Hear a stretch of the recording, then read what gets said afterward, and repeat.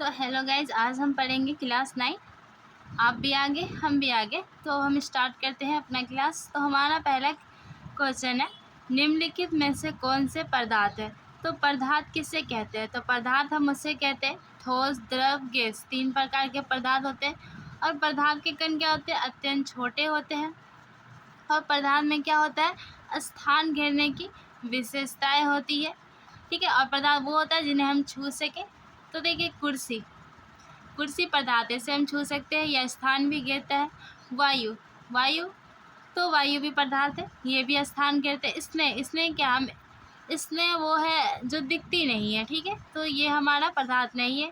गंध, ये भी पदार्थ नहीं है क्योंकि गंध हम महसूस करते हैं। घृणा, ये भी हमें किसी से घृणा ये सब महसूस करने की वस्तु। ठीक है ना, तो इसे हम छू सकते हैं, ना ही ये स्थान घेरती है। इसी तरह बादाम हमारा क्या है, तो पदार्थ है। विचार हम आदान प्रदान कर सकते हैं, ना इसे देख सकते हैं, ना छू सकते हैं, ना महसूस कर सकते। ठीक है, महसूस कर सकते हैं विचार। ठीक है, तो विचार हमारा क्या है, अपदार्थ है। तो पदार्थ क्या क्या है, तो वो लिखेंगे हम कुर्सी, वायु, बादाम और शीतल पे, ये हमारा क्या है, पदार्थ है। क्वेश्चन नंबर 2 है, निम्नलिखित परीक्षण के कारण बताइए। गर्मा गर्म खाने, जब बहुत ही गर्म खाने हो कि गंध हम कई मीटर दूर से ही आपके पास पहुंच जाती है। लेकिन ठंडे खाने की महक लेने के लिए हमें क्या होता है, भोजन के नज़दीक जाना पड़ता है। ऐसा क्यों। तो गर्म खाने में विषण की गति तेज होती है, जो वायु में समाकर हमारे पास पहुंच जाती है। किंतु ठंडे खाने में विषण की गति नहीं होती है, इसलिए गर्म खाने की गंध हमें दूर से ही आ जाती है और ठंडे खाने की गंध लेने के लिए उसके पास जाना पड़ता है। क्वेश्चन नंबर 3 है, स्विमिंग पूल में गोताखोर पानी काट पाता है, इससे पदार्थ का कौन सा गुण प्रेक्षित होते हैं। तो पदार्थ के कण एक दूसरे को क्या करते हैं, आकर्षित करते हैं। आकर्षित गुण ही प्रेक्षित होता है। पदार्थ के कणों की क्या विशेषताएं होती है। तो पदार्थ के कण बहुत छोटे होते हैं। पदार्थ के कण के बीच क्या होती है, स्थान होती है। पदार्थ के कण निरंतर गतिशील होते हैं। पदार्थ के कण एक दूसरे को क्या करते हैं, आकर्षित करते हैं।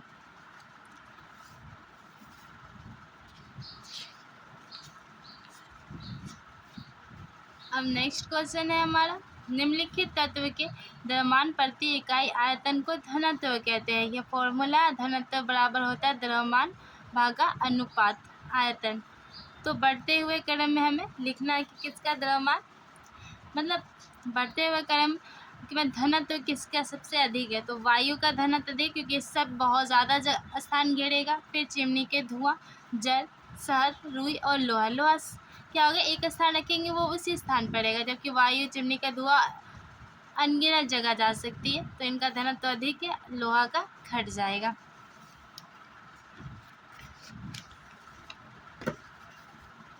अब है हमारा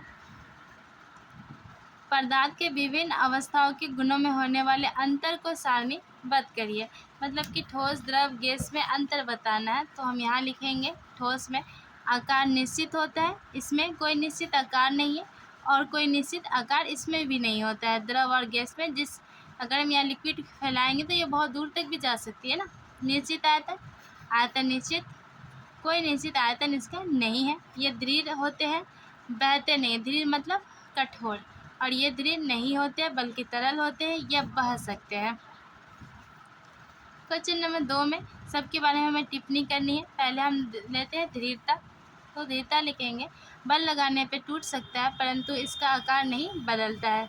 संपीडितता, संपीडितता अत्यधिक आयतन को एक कम आयतन वाले सिलेंडर में संपीडित किया जा सकता है। तरलता, पदार्थ के घुलने के गुण को तरलता कहते हैं।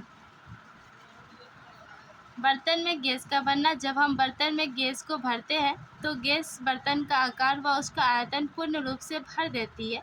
यह इसलिए होता है क्योंकि गैस के अणुओं के बीच रिक्त स्थान होते हैं, इसलिए गैस के अणु अत्यधिक गतिज ऊर्जा रखते हैं। अब इसके बाद हम आकार का डाल देंगे। वो पदार्थ जिसे जितना भी खींचा जाए परंतु पुनः वो अपने आकार में आ जाती है। गतिज ऊर्जा, पदार्थ का नियंत्रक गतिशील होते हैं, ये गतिज ऊर्जा कहते हैं या होते हैं। अब लास्ट है घनत्व।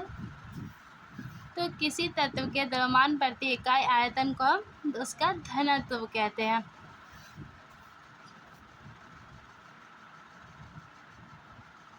अब कारण बताएं। गैस पूरी तरह उस बर्तन को भर देती है जिसमें इसे रखते हैं। तो गैस के अणु लगातार गतिशील होते हैं और बर्तन की दीवार से टकराते हैं, इसका आंसर है। दूसरा है गैस बर्तन की दीवारों पर दबाव डालती है। तो गैसीय कणों के अनियमित गति के कारण ये कण आपस में टकराते हैं एवं बर्तन की दीवार पर गैस कणों द्वारा प्रति इकाई क्षेत्रफल लगे बल गैस का दबाव बनता है। क्वेश्चन नंबर सी का देंगे। हाँ, लकड़ी की इमेज क्या होती है? ठोस होती है, क्योंकि इसका जो आयतन एवं आकार होता है वो निश्चित होता है। क्वेश्चन नंबर डी का, हम हवा में आसानी से अपना हाथ चला सकते हैं क्योंकि उसमें अधिक रिक्त स्थान, हवा में बहुत अधिक रिक्त स्थान होती है, लेकिन एक ठोस लकड़ी में अत्यंत कम मात्रा में रिक्त स्थान होता है। इसलिए हमें ठोस लकड़ी के टुकड़े में हाथ चलाने के लिए कराटे में क्या होना होता है? दक्ष होना पड़ेगा।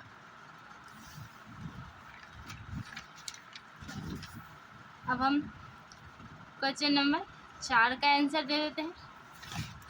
इसका लिखेंगे, बर्फ का घनत्व पानी से कम होता है, बर्फ का टुकड़ा पानी में तैरता है। घनत्व कम होने के कारण ही बर्फ का टुकड़ा क्या होगा? पानी में तैरता है।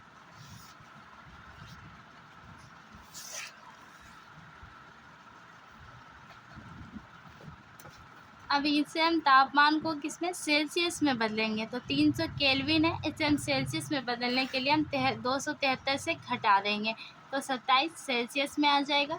573 केल्विन को सेल्सियस में बदलने के लिए 273 से घटा देंगे तो हमारा कितना? 300 सेल्सियस आंसर मिल जाएगा। अब बताना है कि जब 250 डिग्री सेल्सियस में जल हो और 100 डिग्री सेल्सियस में जल अगर गर्म किया जाए तब क्या होगा? तो ये गैसीय अवस्था में आ जाएगी। इतना डिग्री पे गर्म करेंगे और इतना डिग्री पे गर्म करेंगे तो तरल एवं वाष्प अवस्था में हो जाएगी। क्वेश्चन नंबर 11 देखते हैं। किसी भी पदार्थ की अवस्था परिवर्तन के दौरान तापमान स्थिर क्यों रहता है? तो हम लिखेंगे, क्योंकि किसी भी पदार्थ की अवस्था परिवर्तन के दौरान तापमान स्थिर रहता है क्योंकि दी गई ऊष्मा का इस्तेमाल पदार्थ के अणुओं के बीच के बहाव बंधनों को तोड़ने में होता है। क्वेश्चन नंबर 12 का आंसर है ऊर्ध्वापातन कहते हैं। ऊर्ध्वापातन कहते हैं।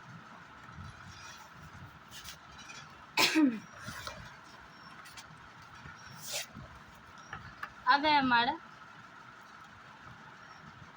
प्रश्न, गर्म शुष्क दिन में कूलर अधिक ठंडा क्यों करता है? इसके आंसर हम देंगे, गर्म शुष्क दिनों में कूलर ज़्यादा ठंडा करता है क्योंकि हवा में नमी कम होती है और वाष्पीकरण की दर तेज़ होती है। इस वजह से कूलर से निकलने वाली हवा ठंडी होती है। क्वेश्चन नंबर 14 है, गर्मियों में घड़े का जल क्यों ठंडा होता है?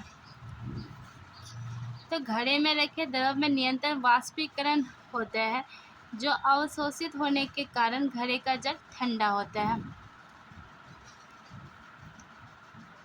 कब की एसीटोन, पेट्रोल या इत्र डालने पर हमारी हथेली ठंडी क्यों हो जाती है? तो इसके कण हमारी हथेली या उसके आसपास की ऊर्जा को प्राप्त कर लेते हैं और वाष्पीकृत हो जाते हैं जिससे हमारी हथेली ठंडी हो जाती है। Question number 16। Question number 4, cup की अपेक्षा प्लेट से हम गर्म दूध या चाय जल्दी क्यों पी लेते हैं? तो कप की अपेक्षा प्लेट की सतह खुली होती है जिससे गर्म दूध या चाय जल्दी ठंडा हो जाता है। इससे हमें आसानी से उसे पी सकते हैं स्थान के हिसाब से, ठीक है। जितना ज़्यादा स्थान रहेगी वस्तु उतनी ही जल्दी ठंडी होती है। गर्मी में हमें किस तरह के कपड़े पहनने चाहिए? तो गर्मियों में हमें सूती कपड़े पहनने चाहिए क्योंकि वाष्पीकरण के दौरान द्रव की सतह के कण हमारे शरीर से ऊर्जा प्राप्त करके वाष्प में बदल जाते हैं। वाष्पीकरण की प्रस्तुत ऊष्मा के बराबर ऊष्मीय ऊर्जा हमारे शरीर से अवशोषित हो जाती है जिससे हमारा शरीर शीतल हो जाता है।